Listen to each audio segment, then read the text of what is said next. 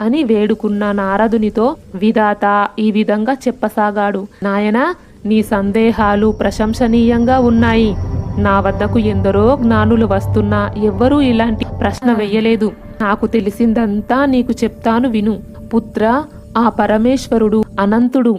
ఆ శ్రీహరి ఈ లోకాలకు, నీకు, నాకు, మాయకు, ప్రాణి సంఘాలకు ప్రభువు. ఆయన కంటే అన్యమైనదేది ఈ జగత్తులోనే లేదు.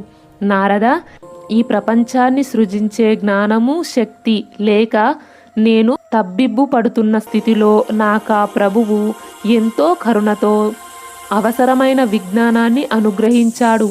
ఆ పరమేశ్వరుని ఆనతి లేనిదే నేనేమి చెయ్యలేని అశక్తుడను. ఎవని ప్రకాశం వలన సూర్యచంద్రులు, అగ్ని, తారాగ్రహాలు మొదలైన వాటి వలనే ఈ లోకాలన్నీ సముజ్వలంగా ప్రకాశిస్తున్నాయో అలాంటి దివ్య దీప్తితో